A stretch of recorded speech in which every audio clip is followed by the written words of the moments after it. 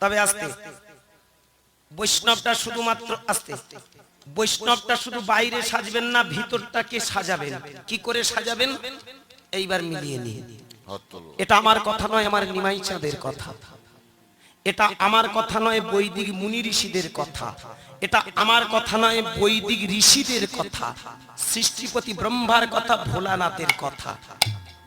ভগবান বাইরে নেই, যেটুকু ভগবানকে আমরা বাইরে খুঁজছি সবটাই আমাদের ভিতরে। এইবার মিলিয়ে নিন। আপনারা যারা মঠে দীক্ষিত, যারা আশ্রমে গেছেন, যারা মঠ মন্দিরে আপনারা গিয়ে নিরামিষ ভোজন করে আপনারা যারা হরিনাম করছেন, হয়তো আপনারা অনেকে বলতে পারেন তুমি বৈষ্ণব নিন্দা করছো, হরিবাসরে দাঁড়িয়ে ভগবানের দিব্যি। আস্তে, আমি বৈষ্ণবকে যদি নিন্দা করে থাকি, জীবনে যত পাপ আছে যেন আমার মাথায় পড়ে। আমি বৈষ্ণব নিন্দা করি না, বৈষ্ণব বাদকে নিন্দা করি। ভালো করে ভেবে দেখবেন, আপনার বাড়িতে কোনো যদি সাধু সন্ন্যাসীরা আসে, তথাকথিত মালা পড়েছে, তিলক ধারণ করে, মালা পড়েছে, তিলক ধারণ করেছে, চৈতন্য রেখেছে, আপনার বাড়িতে এসে মাঝে মধ্যে বলে না বাবা মাদুপুরি করতে এসেছি, কিছু দাও, দিতে যাবেন?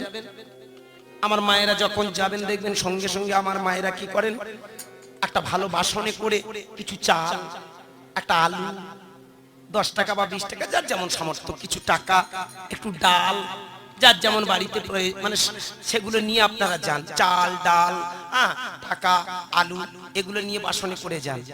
জানতেন? দেখবেন ওই বৈষ্ণবটা দেখবেন দূর থেকে দেখে না। ভালো করে ভাববেন, কথাটা অপরাধ নেবেন না। আমি নিন্দা করছি না ওদের, একটাই কারণে বৈষ্ণব বাদকে নিন্দা করছি। কিরকম? আপনি যখন ওদের হাতে তুলে দেবেন সেটা, ওরা সঙ্গে সঙ্গে টাকার জায়গায় টাকা রাখবে, বাকি মাল কটা পটাশ করে একটা ফাঁকা বস্তায় ঢেলে দেবে। কি হবে? নরনারায়ণ সেবা হবে। ভালো কথা। এইবার শুধু আপনি একবার মুখের কথা বলুন তো, বাবা এই দুপুর বেলা বা এই অসময়ে আপনি এসেছেন আমার বাড়িতে, কিছু আমি রান্না করেছি, নিরামিষ খাবার দুটো খেয়ে যান, ব্যাস আসল রূপটা ফুটে উঠবে। সঙ্গে সঙ্গে জিভটা বের করে এমন ভান করবে, মনে হয় যেন অনেক কিছু, অনেক ব্যাপার। কেন? তখনই বলবে না বাবা আমাদের বৈষ্ণব মন্ত্রে দীক্ষা নিয়ে আছে, যাত্রার হাতের খাওয়া চলবে। হ্যাঁ রে অমানুষ, এনার হাতের খাওয়া চলবে না, অথচ ইনি কষ্ট করে ধান চাষ করে সেই ধান থেকে চাল বের করে সেই চাল যে তোমায় দিল, তোটা কি হবে? হরি বল, হরি বল। অনেক পরিশ্রম করে ও আলুটা কিনেছিল, সেই আলু তোমায় দিয়েছে, সেটা কি করে হবে? আলুতে প্রবলেম নেই, চালে প্রবলেম নেই, ডালে প্রবলেম নেই, টাকায় সমস্যা নেই, সমস্যা রান্না করে দিই। এ ব্যায়ামটা আগে বন্ধ করো। এটা নিমাই চাঁদের কথা নয়। নিমাই চাঁদ কোনোদিন বলেনি যে তুমি মানুষকে ঘৃণা করো। আপনারা বলতে পারেন বৈষ্ণব নিন্দা করছো, আমি সেইখানে দাঁড়িয়ে বলবো ওইসব মানুষগুলো যখন সাধারণ খেটে খাওয়া অসহায় মানুষকে নিন্দা করে, তাদের বিরুদ্ধে এটা প্রতিবাদ, এটা নিন্দা নয়, এটা সমালোচনা। কি বাবা, আজকের পা দুটো জড়িয়ে ধরে বলবো, নিমাই চাঁদ সেই জন্য বললেন বৈষ্ণব হওয়ার জন্য বাহ্যাচারণ নয়, ওটা তো ক্ষণিকের সেজেছ মন তৈরি করার জন্য, কিন্তু আরো যে একটা গভীর কৌশল আছে সেটা কিন্তু নিমাই বলে গিয়েছিল, আমরা আর কেউ সেটা বুঝিনি। নিমাই যেটা বলে গেছে সেটা আজ বিকৃত। এই জন্য আমরা হরিনাম তলায় নামে হরিনাম শুনতে আসি, কিন্তু হরিনামের আসল অর্থ বুঝি না। কিরকম? ভালো করে ভেবে দেখবেন, আমি আপনাদের চরণে নিবেদন করছি, ভেবে দেখুন। নিমাই বলে গেলেন হরিনামটাকে কৌশল কর। কিরকম? ব্রহ্মা, বিষ্ণু, মহেশ্বর, মুনি, ঋষি, সত্যদ্রষ্টারা এই পথের পথগামী হয়ে তারা দেখিয়ে দিয়েছিল ভগবান বাইরে নয়, ভগবানটা আমাদের মাঝখানে। কিরকম? এইবার আস্তে আস্তে কৌশলটা বলি, মন দিয়ে শুনবেন। মন্দির বাইরে নয়, মন যার দ্বারস্থ তার নাম মন্দির। আপনার মনটা আপনার কাছে, শুধু কনসেন্ট্রেশনের জায়গায় নিয়ে যান, একাগ্রতার জায়গায় নিয়ে যান, তাহলে দেখবেন সবকিছু হয়ে যায়। কিরকম?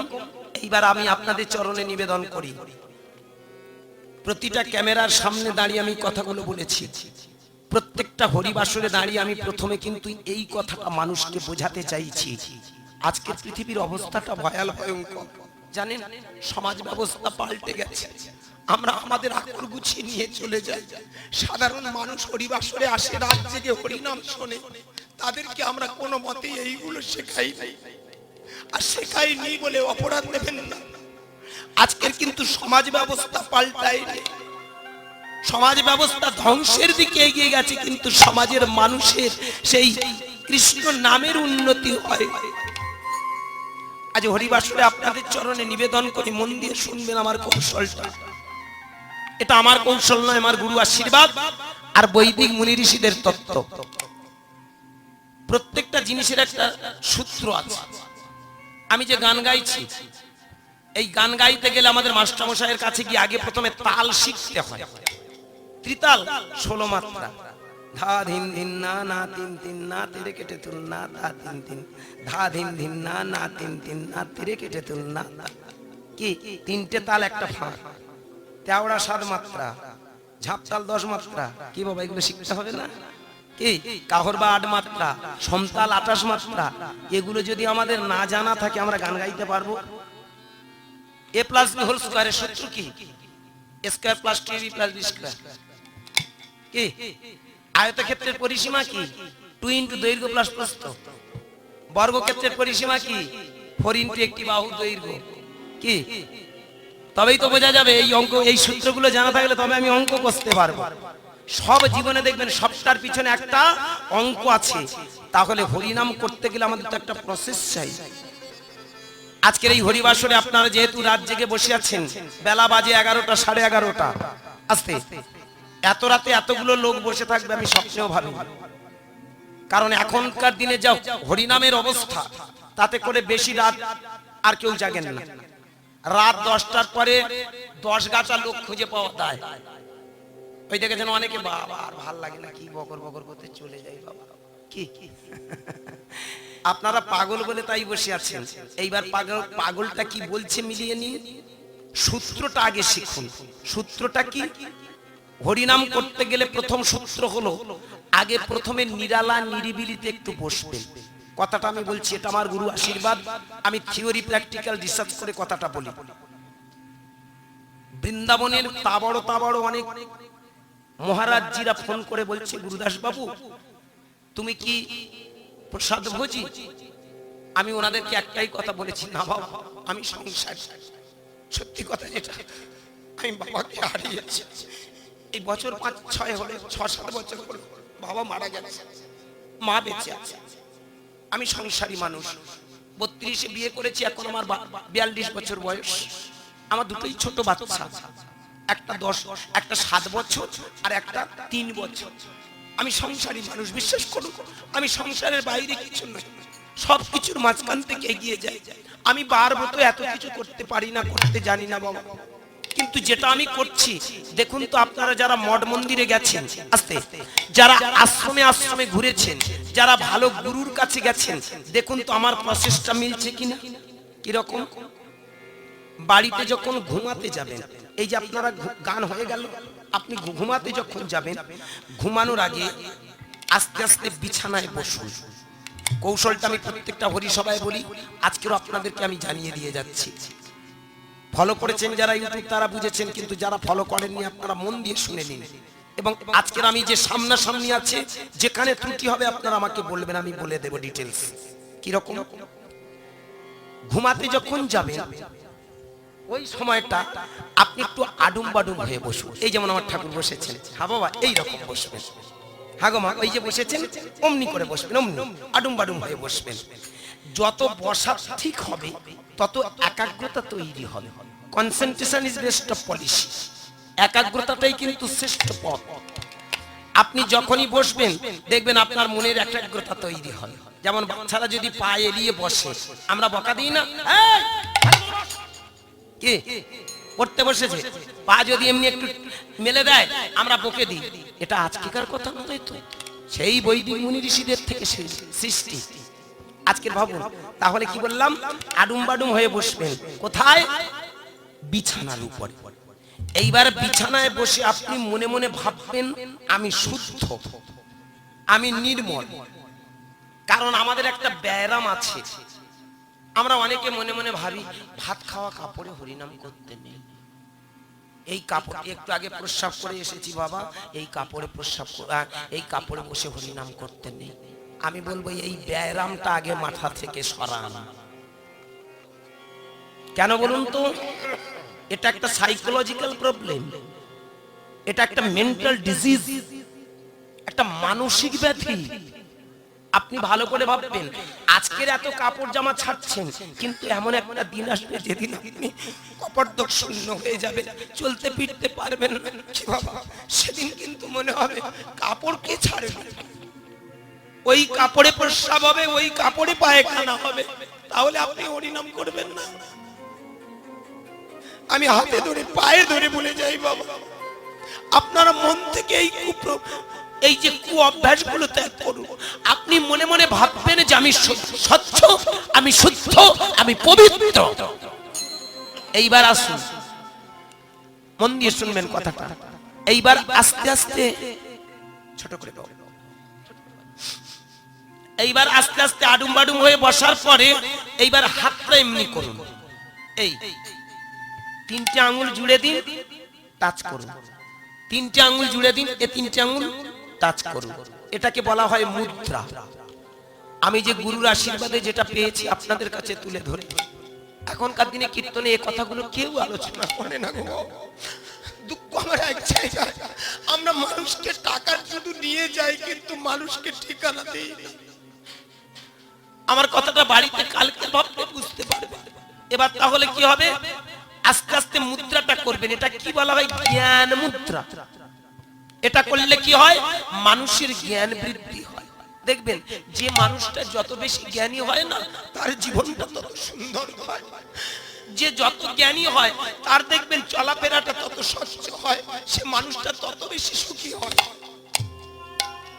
যে যত বেশি অজ্ঞানী হবে তার জীবনে তত দুঃখ। জীবনটা অত সোজা জায়গা নয়, জীবনটা খুব কঠিন। এইবার ভাবুন, আস্তে আস্তে আস্তে বাবা, ঘরের মধ্যে যারা আছে সোনার চাঁদ একটু আস্তে। এইবার ফিরে আসুন, খুব ভাইটাল জায়গা একটা আপনাদের চরণে নিবেদন করছি। আস্তে আস্তে হাঁটুর উপরে এমনি করে হাতটা দিয়ে দিয়ে, দুটো হাঁটুর উপরে। যোগী যোগী হয়ে গেল না, যোগীর মতো মনে হচ্ছে না? আমি আপনাদেরকে এই জন্য ডিটেলস বলে এসেছি, আমরা যোগীর ছেলে, ঋষি পুত্র। বাবা যদি ঋষি হয়, আমাদের বংশের মুনি ঋষিরা তারা যদি সেই ধ্যানের শ্রেষ্ঠ জায়গায় দাঁড়াতে পারে, আমরা কেন পারবো না?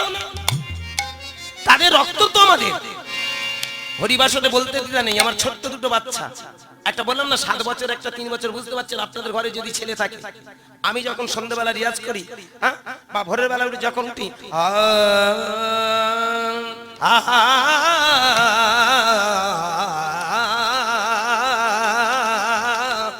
ও বাবা ঘুম ভেঙে যায় ওই দুটো। ওই কোচিটা সব থেকে বেশি বদমাশ, ও সুসুর করে উঠে কাঁথার ভিতর থেকে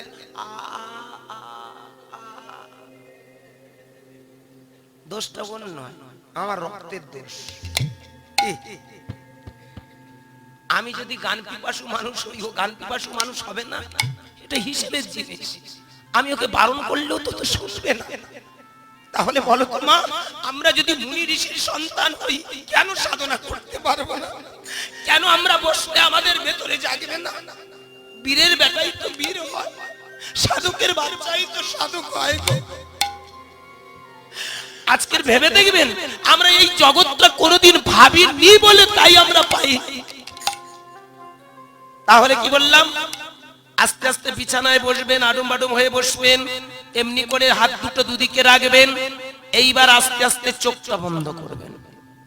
চোখটা বন্ধ করে দৃষ্টিটা নাকের ডগায় ফেলে দিন, একদম সোজা একেবারে অ্যাঙ্গেল করে এখানে নাকের ডগা, ভিতর থেকে বাইরে নয়, তাকাবেন না। একেবারে ফেলে দিয়ে এইবার আপনার গুরু মন্ত্র জপ করুন। আমি গুরুদেবকে ছোট করব না, আপন আপন গুরু বলবো। আমার মা বাবা যেমন আমার কাছে বড়, আপনার বাবা মা আপনার কাছে বড়। অনেকে বলে সারা অনুকূলটা গুরু তো সিটিং বাজ, বালক ব্রহ্মচারী ও তো জোচ্চোর, রামকৃষ্ণ ও তো আর্ধেক জোচ্চোর। আমি বলি দেখো, কে জোচ্চোর কে ভালো এ কথাটা তুমি বিচার করছো কেন? যারা বালক ব্রহ্মচারী শিষ্য তারা বলে আমাদের গুরু আমাদের ভগবান, যারা অনুকূল ঠাকুরের শিষ্য তারা তাদের কাছে ভগবান, যারা রামকৃষ্ণ ঠাকুর তাদের কাছে ভগবান। কে আপন আপন যে যার গুরু, গুরুকে ছোট করবেন না। গুরু হলো মহান, গুরুর উপরে কিছু নেই। জীব अंधा है उसको लाठी भी टेढ़ा है तो चलने से क्या सकता। এটা আমার কথা নয়, কবির মহারাজ বললেন। সেখানে কি বললেন? জীব অন্ধ, মানুষ কিন্তু অন্ধ বাবা। নামে দুটো চোখ আছে, চোখ কিন্তু নেই, আমরা অন্ধ। আজকে আমি চোখ ফুটিয়ে দিয়ে যাব, ভালো করে ভেবে দেখবেন কি করে চোখ ফোটানো যায়। আস্তে জীব অন্ধ, কিন্তু ভালো করে ভেবে দেখবেন আমাদের জন্য চাই একটা শক্ত লাঠি। অন্ধের যেমন একটা যষ্টি প্রয়োজন, মানব জীবনে আমাদের একটা শক্ত গুরুর প্রয়োজন। তাই পৃথিবীতে জানবেন সব থেকে একটা দামি গুরু এসেছিল বাবা, আমরা তাকে কেউ ভালোবাসতে শিখিনি, আমরা মন প্রাণ দিয়ে তাকে ভালোবাসিনি। সে হলো আমার নিমাই চাঁদ।